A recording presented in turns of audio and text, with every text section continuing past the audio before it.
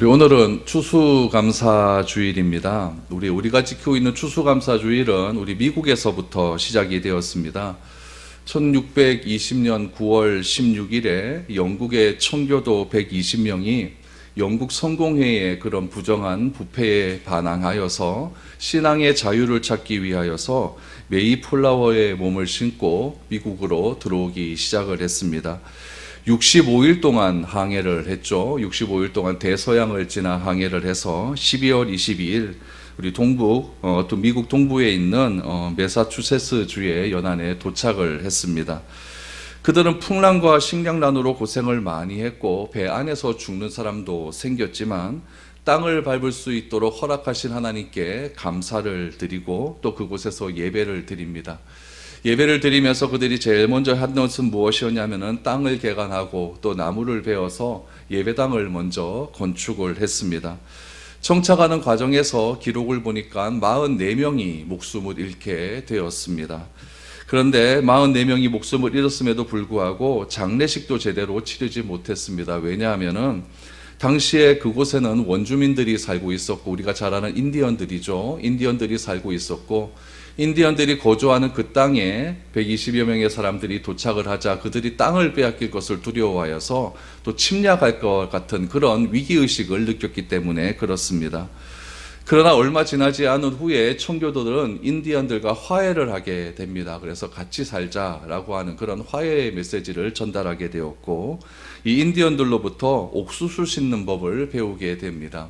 그리고 그로부터 1년이 지납니다. 1621년 10월에 그들이 첫 수확물을 가을에 얻기를 시작을 합니다.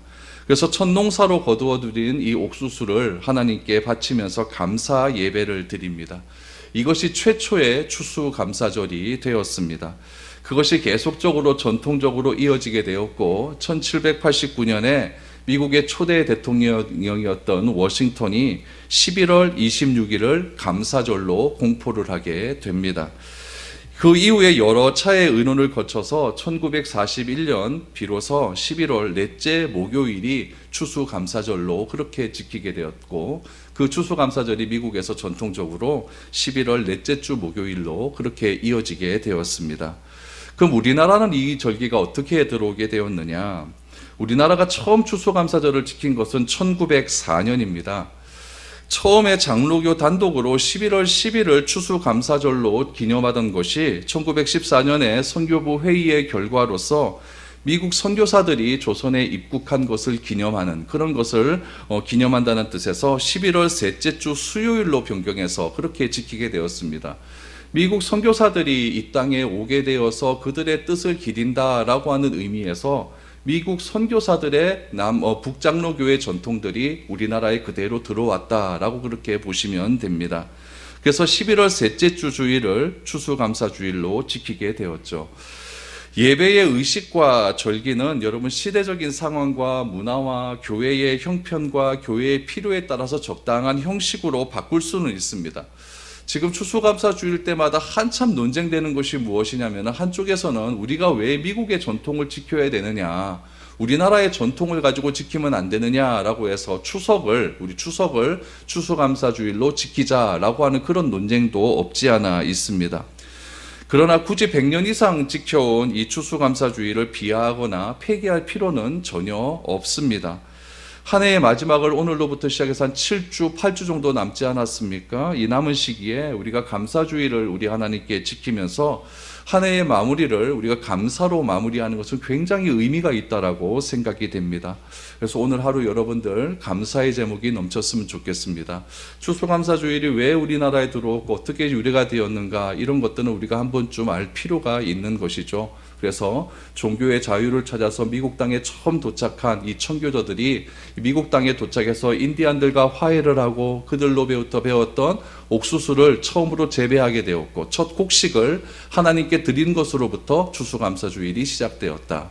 또 그 추수감사주일이 우리나라에 조선 선교사들이 들어오게 되었고, 그 선교사들이 가지고 있는 전통에 따라서 우리나라는 11월 셋째 주일날 추수감사주일로 지키게 되었다. 이렇게 여러분 생각하시면 추수감사주일에 대한 정리가 될 줄로 믿습니다. 이런 절기에 따라서 우리가 하루하루 지나면서 오늘 하루만 감사하는 것들이 아니라 우리 평생의 삶 속에서 감사할 수 있는 그런 우리 삶들이 되었으면 좋겠습니다. 우리 마가복음을 계속 보고 있는데, 이 마가복음 오늘 본문 말씀을 통하여서 우리가 왜 감사주일을 또 지켜야 되는가, 우리가 지켜야 되는 감사의 의미가 무엇인지를 오늘 본문 말씀을 통하여서 한번 적용점들을 한번 찾아보았으면 좋겠습니다. 11절 12절 말씀 한번 보시죠. 예수께서 예루살렘에 이르러 성전에 들어가사 모든 것을 둘러보시고 때가 이미 저물매 12제자를 데리시고 베다니에 나가시니라. 이튿날 그들이 베다니에서 나왔을 때에 예수께서 시장하신지라. 예수님께서 지난주에 보니까 어린 나귀를 타시고 예루살렘에 입성하지 않았습니까? 입성한 후에 어떤 일들이 있었는가? 우리 11절 말씀해 보니까 제일 먼저 가신 곳이 어디였다? 성전에 들어가십니다. 성전에 들어가셔서 성전에서 있었던 여러 가지 일들을 예수님께서 보신 것으로 그렇게 봅니다. 그리고 해가 저물면 성전 문이 닫지 않습니까? 성전 문이 닫혔을 때에 예수님께서 제자들과 함께 어디로 가시게 되었냐면은 베다니에 가셨다라고 말을 합니다. 우리 베다니와 벳세다, 우리 지난주에 말씀드린 바와 같이 예루살렘에서 베다니까지는 3.5km 떨어진 곳이고, 벳세다는 감람산 정상에 위치해 있다라고 이렇게 말씀을 드렸습니다. 예수님께서 제자들과 함께 베다니로 가셨다라고 하는 것은, 또 베다니에 가서 그날 밤을 지내셨다고 하는 것은 그 베다니에 아주 친밀한 사람이 있었다라는 것을 의미하겠죠. 그 친밀한 사람이 바로 나사로였을 것이다 라고 이렇게 추측을 합니다. 그래서 나사로의 집에서 하룻밤 머무시고 하룻밤 저무시고 그 이튿날이 되어서 다시 예루살렘으로 올라가시는 길이었습니다. 올라가시는 길에 예수님께서 시장하셨다라고 말합니다. 배가 고프셨어요. 가만히 보면 예수님이 배고픈 걸 못 참아요. 배가 고프셨어요. 배가 고프셔서 예수님께서 뭐 먹을 것이 없는가라고 두리번 거리시다가 13절 말씀해 보니까 무화과를 보셨다고 말합니다. 13절 보시죠. 멀리서 잎사귀 있는 한 무화과 나무를 보시고 혹 그 나무에 무엇이 있을까 하여 가셨더니 가서 보신즉 잎사귀 외에 아무것도 없더라. 이는 무화과의 때가 아님이라 라고 말합니다. 베다니에 나와서 멀리 있는 무화과를 보셨다라고 하는 것은 베다니와 예루살렘 사이에 있는 벳세다에 가까이 갔다라는 것을 의미합니다. 우리 벳세다라고 하는 이름의 뜻이 무화과의 집이라는 뜻 아니겠습니까? 그러니까 벳세다라고 하는 동네는 무화과 나무가 굉장히 많이 있는 그런 동네였죠. 그 동네, 무화과가 많이 있는 그 동네에 가까이 가게 되었다는 거죠. 그런데 이때가 언제였느냐? 13절 말씀해 보니까 무화과의 때가 아님이라 라고 말을 합니다. 예수님께서 무화과의 때가 아닌 그때에 그곳에 가셔서 왜 무화과의 열매가 없느냐라고 그렇게 말씀하셨다는 것을 말하고 있죠. 그럼 이 무화과의 때를 우리가 조금 알 필요가 있어야 오늘 본문의 문제가 해결이 됩니다. 마가는 무화과 나무에 뭐가 달려있다고 했냐면 지금 잎사귀가 달려있다라고 말을 합니다. 잎사귀가 달려있는 때, 무화과 나무가 잎사귀가 달려있는 때는 3월과 4월입니다. 그러니까 우리 태양력으로 말하면 3월과 4월에 잎사귀가 열립니다. 무화과 열매는 여러분 1년에 2번 거두게 되거든요. 어떻게 거두냐면은 3월과 4월쯤 되면은 작년에 있었던 그 열매 가지에서 무화과 열매가 남아 있는데, 그 무화과 열매가, 그때의 열매는 즙이 다 빠진 열매예요. 그러니까 굉장히 맛이 없습니다. 우리 과일에는 즙이 있어야 맛있지 않습니까? 그러니까 3, 4월에 있는 열매는 굉장히 늦은 열매고 작년에 있었던 그런 열매이기 때문에 굉장히 그 열매는 가치가 없어요. 그런데 이 열매를 누가 먹냐면은 이 벳바데라고 하는 그곳이 굉장히 가난한 지역 아닙니까? 그러니까 배가 고파서 가난한 사람들이 먹는 거예요. 상품성 가치도 없고 맛도 없지만은 그 열매를 가난한 사람들이, 또 지나가는 나그네들이 그렇게 그 열매를 따 먹습니다. 그리고 여러분 그렇게 있다가 4월, 5월이 되면은 그 열매들이 완전히 다 익게 되는 거죠. 즙이 없는 열매 다 익어서 그게 다 그냥 저절로 다 떨어집니다. 다 떨어지게 되고 6월과 7월이 되면 새로운 열매가 맺혀지기를 시작을 합니다. 그래서 새로운 열매가 맺혀지면 그때 열매가 조금 지나면 열매가 맺혀지게 되어서 한 8월, 9월 되면 열매가 굉장히 맛있는 열매가 맺혀지게 되죠. 그래서 1년에 2번 열매를 맺는다라고 하는 것은 첫 번째는 3, 4월에 작년에 있었던 그 열매를 한번 따먹을 수 있는 것이고, 또 하나는 가을쯤 되어서 이제 맛있는 열매를 먹을 수 있게 된다라고 하는 의미에서 2번 먹을 수 있게 되는 것이죠. 그럼 예수님께서 예루살렘으로 입성하는 때가 언제냐면 3, 4월, 종료주일 3, 4월입니다. 우리 4월에 3월 말에서 4월 때에 보면 보통 부활주일을 지키지 않습니까? 그러니까 이 3월 초순이면은 무화과 잎에서 작은 이파리가 나오면서 그때 아주 새로운 작은 열매가 맺히고, 또 한 곳에서는 작년에 입었던 그런 열매들이 맺히게 되거든요. 그러니까 이 종료주일이 지나게 되면은 이 작은 열매들이, 이제 새로운 열매들이 막 손가락만리만큼 그렇게 열매가 맺혀지기 시작을 하는 거고, 옛날에 작년에 있던 열매는 좀 크게 열매가 맺혀지기 시작하는 거고, 그런 상황에 있는 것입니다. 그러니까 이 본문에 말하는 이 열매라고 하는 것은, 예수님께서 무화과에 왜 열매가 없느냐라고 하는 것은 3, 4월에 이제 새로운 열매가 이제 막 초익은 덜 익은 열매가 맺혀지기 시작하는 그때라는 이야기죠. 그럼 여러분, 당연히 이때는 열매가 없는 것이 당연한 겁니다. 당연한 것이죠. 그래서 오늘 본문 말씀에도 보면은 무화과의 때가 아님이라라고 하는 것은 아직 열매가 익으려면은 한 3, 4개월 더 있어야 된다는 것을 의미하고 있는 것이죠. 그러니까 이때가 잘해봐야 4월 초순인 경우예요. 초순이기 때문에 별로 이게 무화과가 열매가 맺혀지지 않는 그런 때입니다.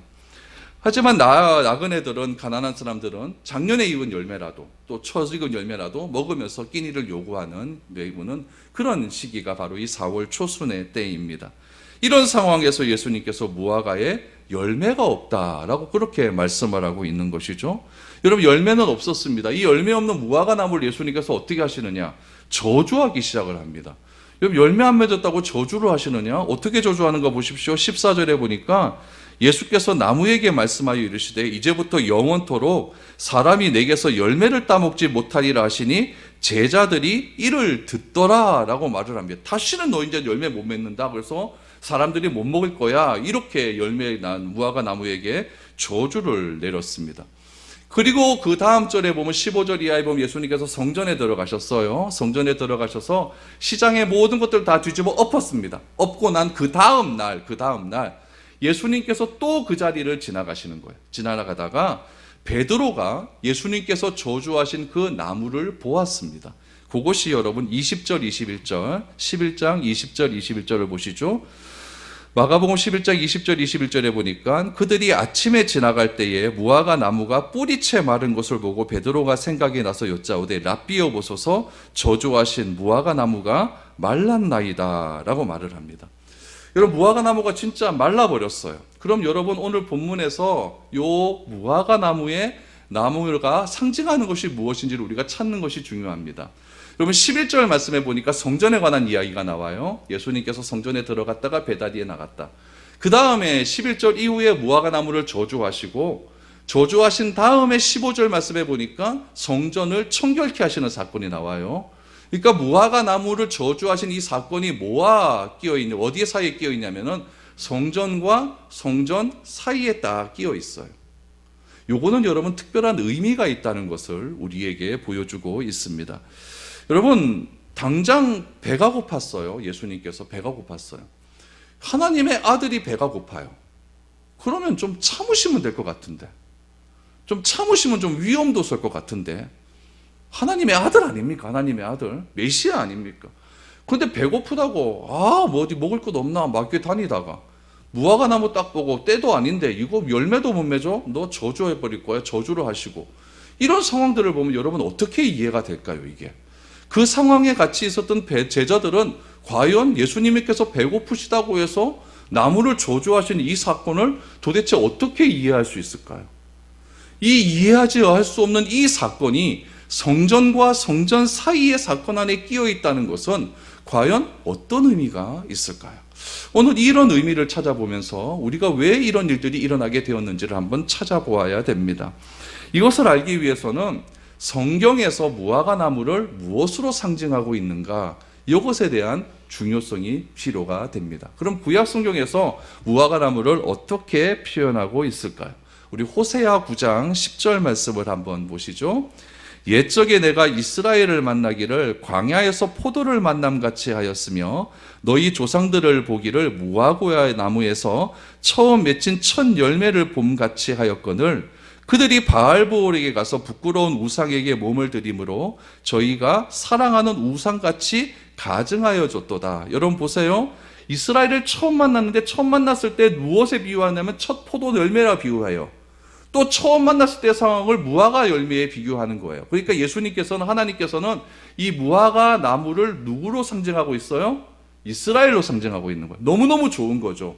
근데 그 무화과 나무 열매들이 어떻게 하였느냐? 바알보올에 가서 부끄러운 우상에게 몸을 들였다라고 말을 합니다. 이스라엘 백성들이 우상 숭배로 타락했다라는 이야기예요. 또 한 군데 찾아볼게요. 미가 7장 1절입니다. 재앙이로다 나여 나는 열매 과일을 딴 후와 포도를 거둔 후 같아서 먹을 포도송이가 없으며 내 마음에 사모하는 처음 익은 무화과가 없도다 라고 말을 하고 있습니다. 여러분 여름이 되고 가을이 지나면 열매가 풍성하게 열려야 되거든요. 포도나무 열매도 풍성하게 열려야 돼요. 근데 이 무화과 나무에 뭐가 없다? 열매가 없는 겁니다. 열매가 없다. 이것은 뭐냐면은 하나님의 뜻대로 이스라엘 백성들이 삶의 열매를 맺지 못하고 있다라는 것을 상징적으로 보여주고 있는 겁니다. 그러므로 이 무화과 나무가 상징하는 것은 무엇이냐면 이스라엘이에요.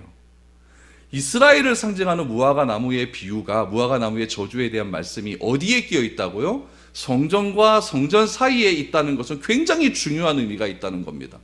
그럼 왜 하나님께서, 예수님께서 이 열매를 맺지 못한 이 무화과 나무를 저주하셨을까? 이유가 두 가지가 있습니다. 첫 번째 이유는 무엇이냐면은 이스라엘이 예수님을 믿지 않았다라는 데 있습니다. 이스라엘이 예수님을 믿지 않았다. 구약 성경에서 말하는 무화과 나무는 무엇을 상징한다? 이스라엘을 상징하고 있어요. 이 두 구절에 공통적으로 말하고 있는 것, 호세아서, 미가서에 공통적으로 말하고 있는 것은 무엇이냐면은 무화과 나무가 열매를 맺지 못하고 있다라는 것을 말하고 있습니다. 다시 말하면 하나님의 백성 이스라엘이 열매를 맺지 못하고 있는 거예요. 그렇다면 오늘 본문에서 무화과 나무에 열매가 없고 열매를 맺지 못했기 때문에 지금 예수님께서 저주를 하신 것은 무엇을 의미할까요? 지금 이스라엘 백성들의 상태를 의미하는 겁니다. 이스라엘 백성들이 전혀 열매를 맺지 못하는 그런 상태에 있다라는 이야기죠. 그 열매가 어떤 열매여야 될까요? 예수님을 메시아로 받아들이는 그런 열매여야 된다는 거예요. 그런데 이스라엘의 상태는 지금 전혀 그렇지 못한다는 이야기입니다. 무화과 나무에 열매가 맺을 시기도 아닌데 열매가 없다고 저주하신 것은 어떻게 보면 앞뒤가 맞지 않은 그런 이야기입니다. 그러나 마가는 자신의 복음서를 통해서 말하고 싶은 것은 무엇이냐면은 무화과 나무로 상징되는 이스라엘의 심판을 이야기하고 싶은 거예요. 결국 마가의 눈에는 예수님이 하나님의 아들이라고 하는 사실을 부정하는 이스라엘을 무엇으로 비유하고 있는 겁니까? 열매 맺지 못하는 무화과 나무에 비유하고 있는 거예요. 그런데 이상한 것은 어제 예수님께서 예루살렘에 입성하고 그 다음 달 사건 아닙니까? 그러니까 어제 예루살렘에 입성할 때 수많은 사람들이 예수님을 향하여 뭐라고 부르짖었습니까? 호산나 다윗의 자손이여 지금 우리를 구원하소서라고 외치지 않았습니까? 그런데 왜 이들이 하나님의, 예수님을 하나님의 아들로 인정하지 않았다고 예수님은 생각하셔서 무화과 나무를 저주하셨을까요? 결과론적으로 보면은 이스라엘은 예수님을 십자가에 처형했다는 것을 기억해야 됩니다. 호산나를 부르면서 지금 자신의 구원을 외쳤던 군중들이 오늘 예수님의 무화과 사건 이후로 사흘 뒤에 예수님께서 당시의 전례에 따라서 강도였던 바라바와 예수님 중에서 누구를 내어줄 것인가 라고 하는 빌라도의 선택에 이스라엘 백성들의 선택은 누구를 선택합니까? 바라바를 선택하지 않습니까? 결국 예수님을 메시아로 인정하지 않았다는 거예요. 언제 자신들이 호산나 다윗의 자손이여 지금 우리를 구원하소서 그렇게 외쳤던 그 구원의 메시지는 다 잊어버리고 결국 예수님을 선택하지 않고 예수님을 십자가에 못 박아버리는 어처구니 없는 그런 일들이 일어나지 않았습니까? 그렇기 때문에 예수님은 이런 모든 사실을 다 알고 계신 거예요. 그래서 무화과 나무를 저주하신 겁니다. 두 번째 이유는 무엇이냐? 메시아에 대한 다른 이해입니다. 메시아에 대한 다른 이해. 여러분 이것은 지금 마가복음에서 계속 나오고 있지만 백성들은 예수님께서 어떤 메시아가 되기를 원하냐면은 찬란했던 다윗과 솔로몬 왕국을 다시 한번 건설해 주기를 원하는 그런 메시아로 원하고 있어요. 그러나 예수님은 눈에 보이지 않는 하나님 나라를 세운 것에 굉장히 집중하고 있던 것이군요. 하나님 나라는 어떤 것이냐? 예수님께서 왕이 되시고 그분을 마음을 다하여 생명을 다하여 뜻을 다하여 순종하는 성도들의 모임을 하나님의 나라다라고 예수님은 그렇게 이야기해요. 그래서 예수님께서는 하나님 나라는 무엇이냐? 눈에 보이는 것이 아니다. 여기 있다 저기 있다 장소에 국한 것이 아니라 하나님 나라는 어떤 것이냐면 우리 마음에 있다라고 말씀하십니다. 여러분 누가복음 17장 20절 21절을 보시죠. 바리새인들이 하나님의 나라가 어느 때에 임하나이까 묻거늘 바리새인들이 말하는 하나님 나라는 다윗과 솔로몬 시대의 영광스러운 하나님 나라입니다. 어느 때입니까? 라고 묻거늘 예수께서 대답하여 이르시되 하나님의 나라는 볼 수 있게 임하는 것이 아니요 또 여기 있다 저기 있다고도 못하리니 하나님의 나라는 너희 안에 있느니라 라고 말씀하고 있습니다. 여러분 하나님의 나라는 위치가 아니라는 거예요. 장소가 아니라는 거예요. 여러분 예수님과 지금 바리새인들이 어떤 식의 대화를 하는가를 잘 보셔야 돼요.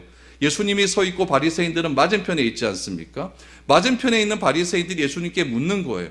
우리가 원하는 메시아의 나라 하나님의 나라는 언제 임합니까? 예수님이 바리새인 맞은편에서 얘기하는 거죠.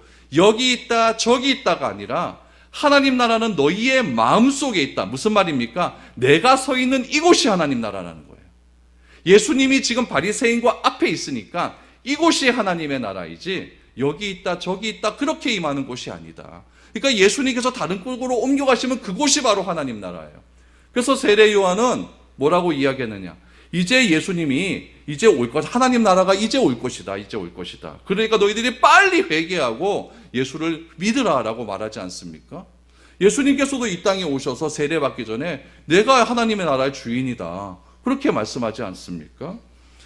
그러므로 하나님의 나라는 힘과 권력으로 이루어지는 것이 아니라 성령의 능력을 통해서 예수님을 하나님의 아들로 받아들이고 그리스도로 받아들일 때에 그곳에 임할 수 있다. 우리 마음 가운데 먼저 하나님의 나라가 임하는 것이다. 그 마음 가운데 임한 한 사람 한 사람들이 모인 그곳이 바로 하나님의 백성이 되는 곳이다. 이것이 하나님 나라의 정의였어요.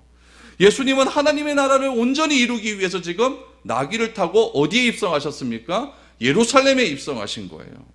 하지만 당시 사회와 종교의 책임을 맡은 사람은 백성들은 예수님을 하나님의 나라, 하나님의 아들로 절대 인정하지 않았습니다.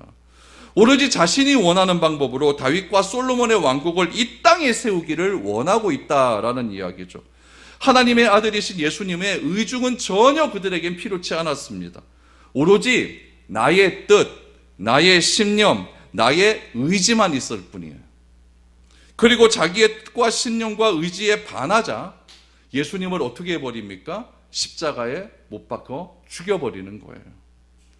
예수님은 이런 일을 너무나 잘 알고 있기 때문에 성전에서 일어난 두 번의 사건 사이에서 무화과 나무를 저주하시는 겁니다.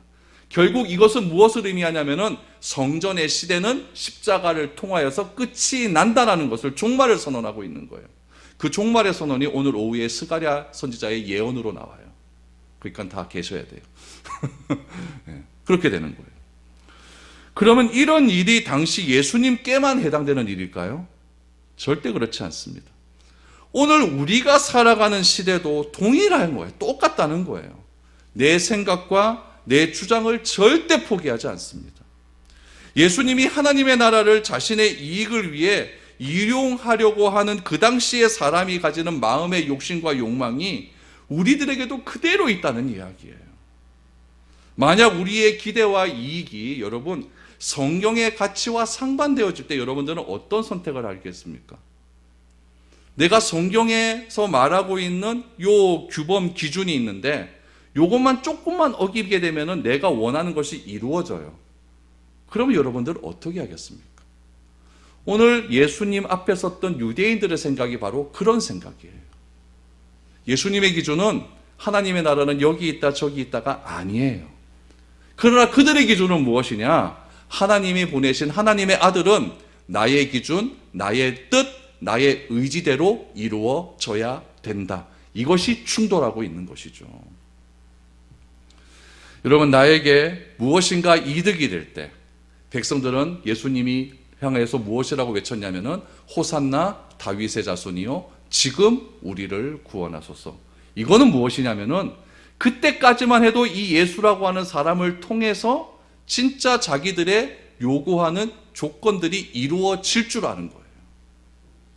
그러나 예수님의 이야기는 전혀 그런 이야기가 아니었다는 이야기예요. 나에게 손해가 된다면은 교회마저도 비판하고, 나에게 손해가 된다면은 하나님을 원망하는 일이 우리에게 얼마나 많습니까?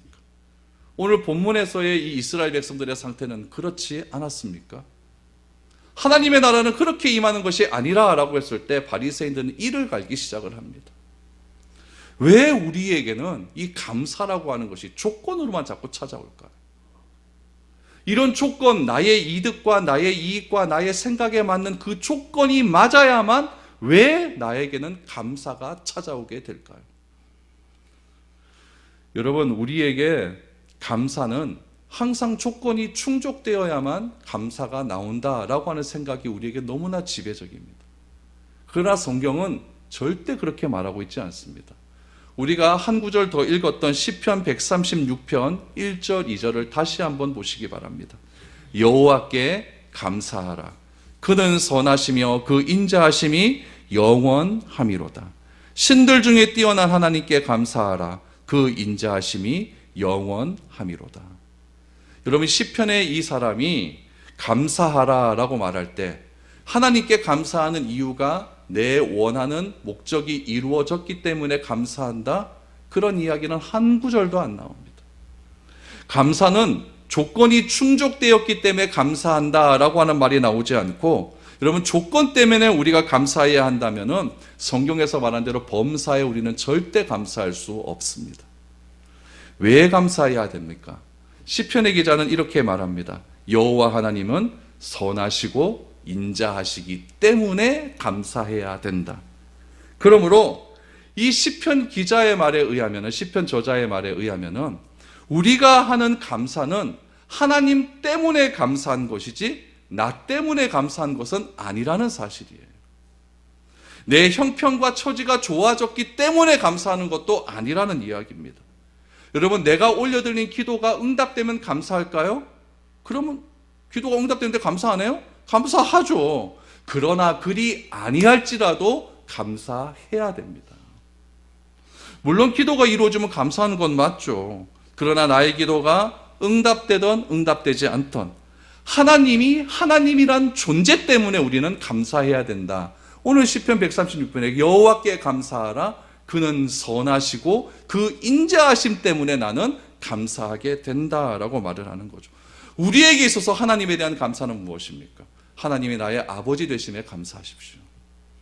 하나님을 아버지라 부를 수 있기 때문에 감사하는 겁니다. 그러므로 우리의 감사는 나 때문에 일어나는 감사가 아니라, 나에게 일어난 조건 때문에 감사하는 것이 아니라 하나님의 본질, 하나님의 성품 때문에 감사해야 된다는 것이 참된 감사의 이유라는 이야기죠. 이런 감사의 이유를 우리는 성경을 통해서 여러분 다 알고 있어요. 그런데 왜 감사가 되지 않을까요? 왜 자꾸 불평불만이 많을까요? 감사가 나오지 않는 이유를 몇 가지로 정리를 해볼 수가 있습니다. 첫 번째 이유는 무엇이냐면은 나에게 문제가 있기 때문에 그렇습니다. 하나님께 문제가 있는 것은 아닙니다. 다 문제는 누구에게 있습니까? 나에게 있습니다. 여러분, 감사가 되지 않는 것은 내게 있는 것이 아니라, 내가 소유한 것이 아니라 자꾸 내가 없는 것만 보이기 때문에 감사가 안 나오는 겁니다. 잃어버린 것 한두 가지에 묶여서 여러분, 내게 주어진 수많은 것들이 하나도 보이지 않는 것이죠. 여러분, 얼마나 많은 것들을 가지고 있습니까? 얼마나 많은 것들이 있습니까? 근데 내가 없는 것 그 한 가지 때문에 나에게 주신 많은 것들이 다 불평불만으로 되어버리는 거예요. 그래서 감사가 하지 못하는 첫 번째 이유는 무엇이냐? 문제는 누구에게 있다? 나에게 있다는 거예요. 두 번째, 몰라서 감사를 못합니다. 몰라서 감사를 못해요. 무지하기 때문에 감사를 못하는 거예요. 시편 136편에 보면은 감사의 제목이 몇 가지 나오냐면은 26가지가 나옵니다. 제가 이 말씀을 준비하면서 제가 올 한 해 동안 감사해야 될 감사 제목 10가지를 한번 적어보자 그랬는데 10가지 적는데 시겁했습니다. 쉽지가 않아요. 쉽지가 않아요. 왜 우리는 시편의 저자처럼 감사의 소재 찾는 것도 이렇게 힘에 겨워할까요? 몰라서 그렇습니다. 저는 손톱을요 좀 짧게 깎는 편에 속하거든요. 손톱을 한 번은 짧게 깎았어요. 짧게 깎았더니 얼마나 아픈지 몰라요. 책을 읽을 때 이렇게 넘겨야 되잖아요. 넘기는데 아파요. 컴퓨터 쳐야 되잖아요. 컴퓨터 칠 때도 아파요. 운전 이래 해야 되잖아요. 운전할 때도 아파요. 돌리는데 막 이거 새그래요. 막 아파요. 그런데 여러분 한 며칠 지나 보니까 손톱이 자라가고 있어요. 손톱이 자라나는 순간 저는 인식도 못했는데 어느 순간 책을 넘기는데 안 아프기 시작하는 거예요. 그때 제가 딱 깨달았죠. 그래서 적었습니다. 손톱을 자라나게 하신 하나님 감사. 제가 미용실에 가거든요. 미용실에 가면은 제 머리 이렇게 해주시는 그 분이 아유 손님 위에 머리가 많이 힘들어요 이래요. 위에 머리가 많이 힘들어요. 저도 머리가 자꾸 이렇게 빠져요. 그리고 좀 흰머리도 이렇게 좀 한 번씩 납니다. 그래서 나도 이제 흰머리 나 늙었나. 미장원에 가면 그런 얘기 안 했으면 좋겠는데 맨날 할 때마다 이 머리 갖고 파마 뭐 합니다. 그래서 왜 파마 못 했잖아요. 자꾸 그러는 거예요. 그래갖고 이 머리에 요즘 신경이 굉장히 많이 써 있는 거거든요. 근데 가만히 생각하니까 여러분 머리도 빠질 머리가 있으니까 감사한 거예요. 머리 없는 사람은 빠질 머리도 없습니다. 흰머리도요 머리가 그래도 남아있으니까 흰머리가 나는 거죠. 머리 하나도 없는 대머리를 보십시오. 흰머리가 나는가 안 나는 거죠. 여러분 머리카락을 남겨두신 하나님께 감사하시기를 바랍니다. 여러분 감사는 그런 거예요. 내게 있는 것을 찾아보는 거죠. 무엇 때문에 감사하는가. 그러므로 여러분 우리가 알지 못하면 전혀 감사할 거리가 없습니다. 세 번째는 뭘까요? 교만하면 감사가 없어집니다. 교만한 사람의 특징은 무엇이냐면 불만입니다. 여러분 내가 삶 속에서 좀 이렇게 불만이 많다 그러면 교만하다라고 생각하시면 됩니다. 교만한 사람의 특징은 자기 합리화를 기가 막히게 잘합니다. 모든 지식을 동원해서 나를 합리화시켜 버립니다. 합리화한다는 것은 요즘 말로 좀 쉬운 말로 말하면 뭐냐면 변명을 잘한다라는 이야기죠. 그래서 자기 불만과 불평이 많아지기 때문에 얼마나 힘이 드는지 몰라요. 여러분 감사하며 사는데도 힘든데 불평과 불만을 이야기하면 얼마나 더 힘이 들겠습니까? 우리가 불평 불만이 많아지면 많아질수록 삶의 기쁨이 싹 사라지게 돼요. 그러니까 항상 기뻐할 수가 없게 된다는 이야기죠. 그래서 우리에게 요구되는 것은 무엇이냐면은 첫 마음을 기억하라라는 겁니다. 우리가 처음 구원받았을 때 여러분 얼마나 기뻤을까요? 이 교회가 처음 시작됐을 때 얼마나 기뻤을까요? 안 기뻤어요? 저도 이 교회 처음 할 때 얼마나 기뻤는지 모릅니다. 사람을 처음 만났을 때 그 첫 만남의 마음을 놓치지 않는 거예요. 항상 하나님께서 나에게 처음 주셨던 그 마음을 기억할 때 우리 가운데 불평, 불만은 사라지게 되는 겁니다. 감사는 여러분 내가 선택하는 거예요. 모든 문제는 나에게 시작되는 것이고 내가 무지하기 때문에 감사가 안 나오는 것이고 교만하여서 감사가 사라지는 것이고 그 모든 것은 나의 선택에 있다라는 것을 인정해야 된다는 이야기죠. 감사는 인간의 삶을 선한 순환으로 가게 하는 아름다운 태도입니다. 감사할 줄 아는 것이야말로 인생을 선순환하게 만들어서 나의 삶 가운데 있는 악순환에서 빠져나가게 하는 유일한 길이 감사하는 삶입니다. 그러므로 감사는 경험하지 못한 미래를 현재로 살아가게 하는 원동력이 됩니다. 그래서 성경에는 무엇을 하느냐? 믿음은 보지 못하는 것의 증거다. 그래서 그렇게 말을 하는 것이죠. 믿음이 없이는 다른 말로 하면 절대로 감사하지 못한다라는 이야기입니다. 오늘 현재의 삶을 감사하는 삶으로 살게 되면 미래에 주어질 감사가 미리 나에게 이루어지게 된다는 이야기입니다. 어떤 상황 속에서도 하나님은 이 상황을 통해서 선을 이루어 가시는 분이시고 인자함으로 베풀어 가신다라고 하는 그런 믿음이 나에게 있을 때 여호와께 감사하라. 그는 선하시고 인자하심이 영원하리로다라고 하는 고백이 우리의 입에서도 나오게 된다는 이야기입니다.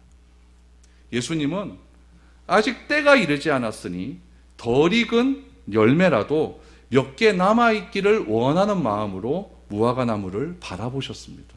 그런데 예수님께서 배고프심으로 무화과나무를 바라보았다라고 하는 것은 이스라엘을 향한 기대가 있었다는 이야기고 비록 맛없는 열매지만은 그런 열매라도 내가 취함을 통하여서 그 사람을 통해서 예수님께서 무엇인가 하고자 하는 그런 강한 이스라엘에 대한 기대가 있었지만 그런 기대가 다 무너지는 것은 무엇일까요?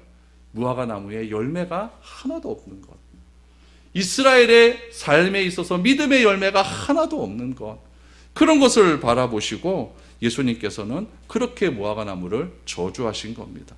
결국 이 저주하시는 동기에는 무엇이 있었다? 이스라엘을 향한 기대와 포기하지 않는 마음이 있었다라는 것을 우리는 꼭 기억을 해야 됩니다. 그러나 우리 인간은 순간의 만족과 기대가 채워지지 않으면 불평과 불만 속에서 감사를 잃어버리고 절망하는 것을 보게 된다는 겁니다.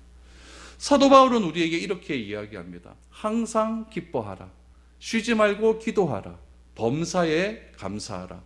이는 그리스도 예수 안에서 우리를 향하신 하나님의 뜻이니라 라고 말씀하고 있습니다. 이것이 안 이루어지면은 하나님의 뜻을 우리 삶 가운데서 행할 수 없다는 이야기입니다. 그런 논리에 의하면 우리는 늘 언제나 하나님의 뜻에 배반하는 삶을 사는 거예요. 뭐 맨날 감사합니까? 전 어제 저녁에도 불평불만을 가지고 잠을 잤는데. 추수감사주의를 맞이해서 우리 믿음이 있는 우리 모두가 다시 한번 감사를 회복할 수 있는 그런 하루가 될 수 있기를 바랍니다. 그래서 하나님이 누구신지 더 깊이 아시기를 바랍니다. 그래서 그분의 선하심과 그분의 인자하심이 어떤지를 내 삶 속에서 풍성하게 경험되어질 때 오늘 시편 136편에 나오는 26가지의 감사가 우리에게도 동일하게 일어날 줄 믿습니다. 그런 감사를 오늘 하루의 삶 속에서 풍성하게 누리며 살아가는 복된 감사주일이 될 수 있기를 축복드립니다.